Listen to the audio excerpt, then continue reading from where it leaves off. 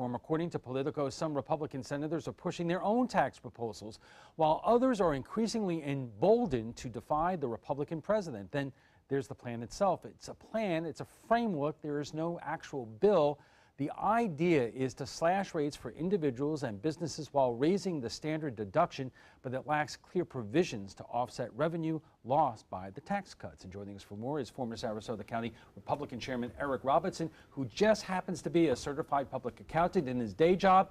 Michael Snipes, an economics instructor at USF Sarasota Manatee, and Keith Fitzgerald, a political science professor at New College. And Eric, I'm going to start with you because you are a CPA.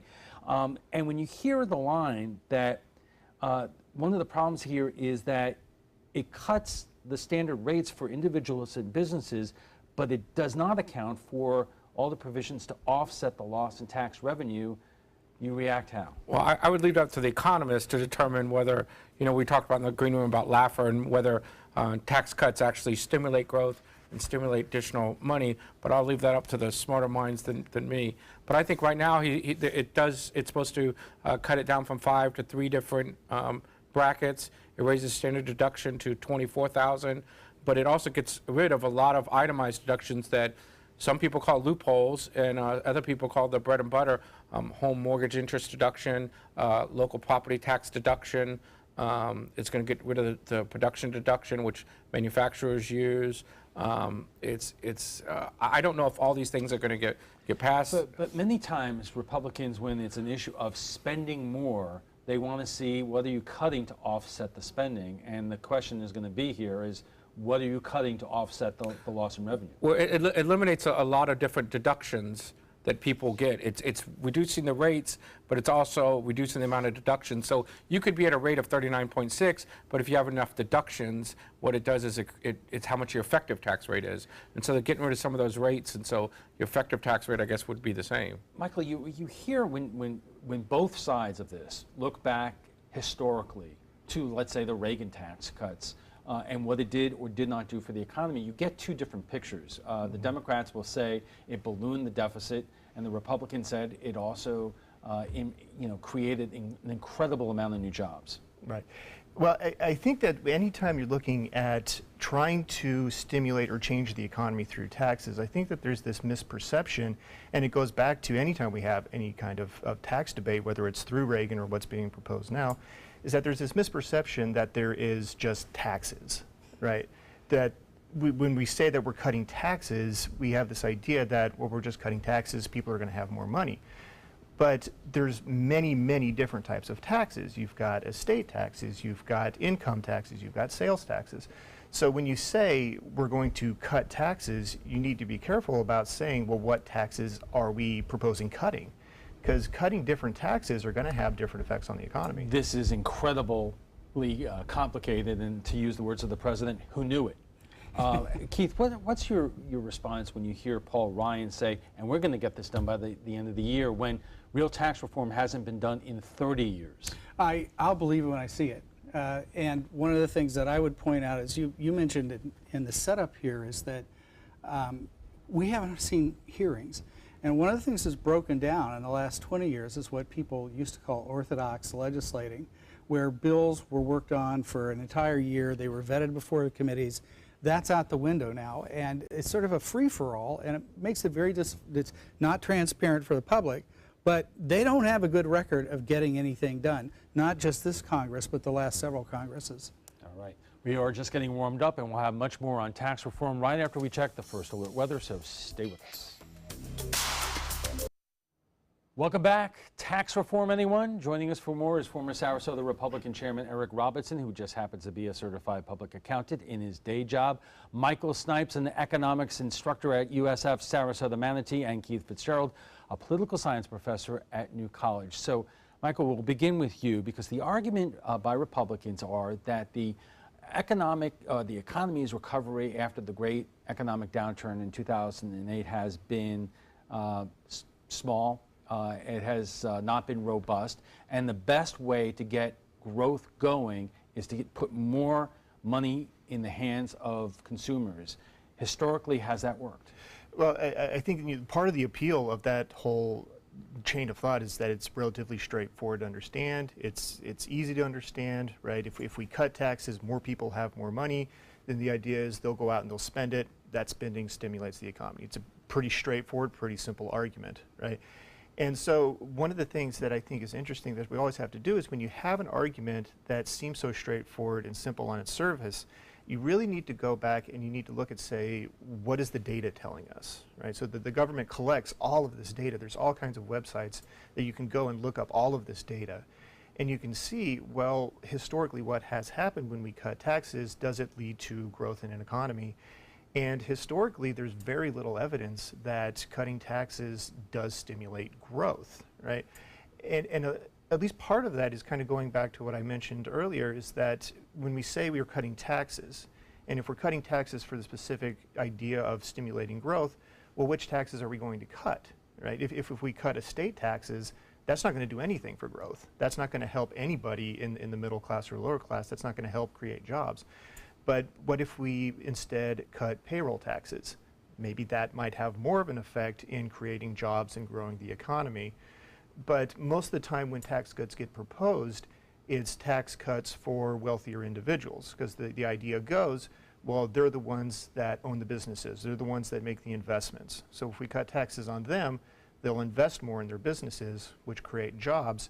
But historically, there's very little evidence of that. Eric, you said to us before that traditionally tax policy is social policy to some degree, and you are concerned, even though you're a Republican, and I'm sure that you are in favor of tax cuts, about simplifying the process in terms of deductions to the point that you cannot create policy by doing so. Well, historically, taxes intuitively have been used to generate revenue, but we have strayed from that.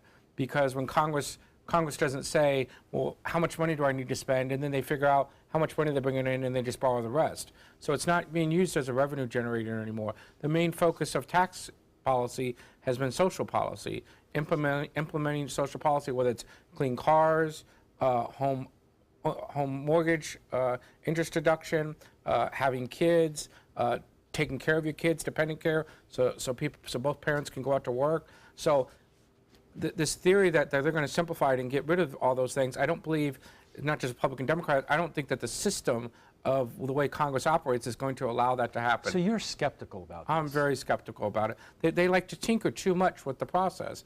Every solution that they have, they just add on another deduction or add on another social policy to try to drive human behavior. So now they're using it to drive human behavior and not to generate revenue. Let me just say something about this bill. It follows up on your point. It's estimated that 80% of the tax benefits will accrue to the top 1% of income earners in the United States. If you're going to design a tax policy that will stimulate the economy, you want to put money in the pockets of consumers. The top 1% are not consumers. So it's not right from an equitable standpoint either. We have the highest levels of inequality in American history, and now you're going to take this tax cut, $1.5 trillion over 10 years, and the benefits are going to accrue to the top 1%. That just doesn't make any sense. A lot of people don't believe in government redistributing wealth. This redistributes it upward. It doesn't make any sense. The problem with that is the concentration of who pays the income taxes. It's those top people. I think if you wanted to do what Keith wanted to do, I think you go into Mike's thing about payroll tax. I think the people at the top 1% are less likely to have W-2s, less likely to be wage earners. So then you would have people who may not even necessarily be paying income taxes getting more money in their pockets. I don't know what the stimulus idea for that is. Right. But it also depends on what tax you're talking about. And how you spend it is important as well. Yeah, but again, I mean, it is true that at least in terms of actual levels of payment, higher income individuals do pay more in taxes, but that's because they have a higher income. It's not like middle class people aren't paying taxes, they're not paying into the system. It's not like lower class or low income people aren't paying into the system. They are. Let's talk about the politics for a moment, Keith, because, as I said earlier, Speaker Ryan, Senate Majority Leader Mitch McConnell, the president hopes that this is done by December. It sounds too complicated, A, to get that done. B, if this then falls into next year, guess what? We're having a midterm next year where traditionally not much of anything gets done. Right, and I think that the majority, just as a scholar of Congress, have put themselves in a position that looks very much like the one they were in earlier in healthcare, where they have a very difficult task to accomplish in the first place and a schedule that's way too compressed to actually get it done. And I would really like people to stop thinking about this like it's a football game of who wins and who loses, and try to think about it as good public policy. We don't want our tax code reformed in 2 months' time in a back room. When was the last time that happened? Well, in 1986, when we had there was reform in the Bush era, but in '86 and in the Bush era, what was that, 2006 or something like that, you had hearings that lasted a year. I don't think the products were great myself, but everybody was involved, was vetted, was transparent. They're going to do it in the back room. That's never good for the reason that Eric was talking about. There is tremendous amount of pressure on the president and Republicans in Congress because nothing substantial, if anything, has been passed by this Congress, and the president can't boast about. So what do you do? Well, I think you face the reality. I think that we talk about 1986 when they streamlined it. Almost the minute after they streamlined it, they started adding pages to it. I think you have to be realistic with it and think about it in a thoughtful process, and you can't go after it in 2 months. But you are faced with the reality that in just a few short months' time, there are incumbent Republicans in the House and the Senate who are going to be facing a very angry base if nothing has been done. Yeah, that's outside my realm as a CPA. I'll let Keith answer that. But I think it would be wrong to do it quickly. Haste makes waste, and I think that you would have so many unintended consequences. The tax code is so complicated, and that pulling on one string may cause something else to unravel. I don't think that's something you want to do quickly. Michael, is there any precedence in modern American history that tax reform has been done and it has had a significantly good impact on the economy? Not really, no. I mean, and again, a part of the appeal is that it's a very easy idea to understand. But again, we have to take that idea that just kind of exists in a theory, and we have to put it in practice in the real world, right? So as good as a policy might sound in theory, we do have to put it in place in real life. That's where the wheels tend to fall off, right? Because if we cut taxes on higher income individuals, in the real world, in order for the theory to work, that has to get reinvested back into the economy, and that tends to not happen. Keith, one of the issues is corporate tax rate. Talking about individual, cutting the corporate tax rate probably will have real life scenarios, because right now Google and Apple are not located in America. We have so many people so many corporations taking the money outside the United States. But here's the question. When I hear people say that, the question that I always ask is, if you do that and the corporations are making more money because of that, there is nothing requiring them to pass along some of that money to their middle wage workers. No, the purpose is that they'd pay more taxes, because they would bring their corporations, their tax location back to the United States. Well, we have the second highest corporate tax rate in the entire OECD of developed countries. But that's not exactly right. We have the second highest nominal tax rate. But just as you said, there's so many loopholes and exceptions and so forth that the real rate is much lower than that. And a little simplicity and clarity might help in that respect. And personally, I'm not against that. I think lowering the tax rate for corporations could be a good thing if it were done right. Lowering corporate income tax rates. All right, we have to take a quick break, but we'll return for final thoughts when we return. And our guests join us right now for final thoughts. Eric, as a CPA, as a Republican, what do you hope gets done? I hope they lower the corporate income tax rate, make our corporations more competitive worldwide, and allow corporations to come back to America and have that money flow back to America, instead of people creating tax schemes and tax avoidance to keep that money offshore and not in American coffers. And Michael, as somebody who studies economics, what do you hope comes out of this debate right now? Well, I hope, my hope would be that there would be some degree of transparency as to what exactly is being proposed, because we can't know what the effect of any proposed legislation is going to be if we don't know what the legislation is, right? So if some of these deals are being done in back rooms and are subjected to committee hearings and things like that, it's impossible to tell what the economic impact is going to be. You know, I was watching an old episode of West Wing the other day. The two presidential candidates debating, President Bartlett and the governor of Florida, by the way. And the president of Florida said, tax cuts put more money back into people's pockets. And President Bartlett said, what's the next 10 words? And I get the feeling, right now, it's very easy to say to people, tax cuts putting more money back to you, but what are the details? Well, I would say who's the you in this case? Because as I say, most of the benefits are going to accrue to the top 1%. That doesn't make sense. Inequality is a problem, not because you don't have to be a socialist or something like that. It causes all kinds of problems because you have a middle class sinking, they don't participate. We've got to try to do things that rebuild the middle class. And this tax bill just really doesn't address that at all. And the stimulative effect of this thing, there's no conceivable way that in 10 years' time it's going to cover $1.5 billion. So then the question is, where are the offsets? So I actually agree with you that a lower flat corporate income tax could be a good thing if it were offset by increased income taxes on the wealthiest people. Then it might make sense.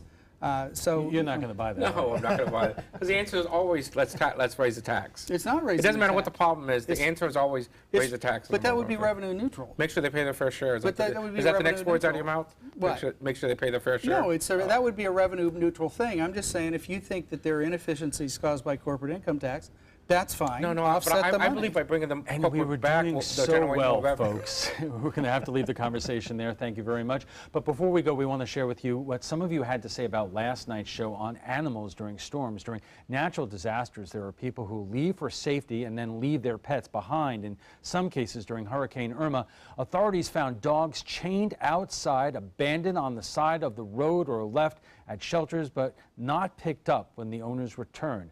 Vicky says if you own a pet, you are responsible for its care 24/7, 365. If you don't have a disaster plan for them, maybe you shouldn't have them. If you leave them behind, you are a horrible excuse of a human. Scott says, I believe the poor planning starts at the top with our government that declares mandatory evacuations, but no provisions for our fur babies. And Timothy says, people who abandon pets should be charged with a crime. We humans know about the bad weather coming. Pets do not. We owe it to our faithful animal companions to take care of them in times of need. Well, if you'd like to join the conversation on tonight's topic, just visit our Facebook page at facebook.com/mysuncoast.com.abc7. And FYI, you can watch past discussions. They're on demand. They're available on Apple TV, Amazon Fire, and Roku. And want to stay up to date on the latest news? We're proud to announce our new ABC7 My Suncoast News app. If you have an iPhone or an iPad and you currently have our news app, you'll want to go to the App Store and download WWSB ABC7 Tampa My Suncoast. It's free and it provides the most comprehensive news coverage for Sarasota, Manatee, Charlotte, Hardee, and DeSoto counties. Android users, no worries. You'll get the new version automatically. We want to thank our guests for being here tonight. Former Republican Chairman Eric Robertson, who happens to be a certified public accountant in his day job, Michael Snipes, an economics instructor from USF Sarasota Manatee, and Keith Fitzgerald, a political science professor at New College.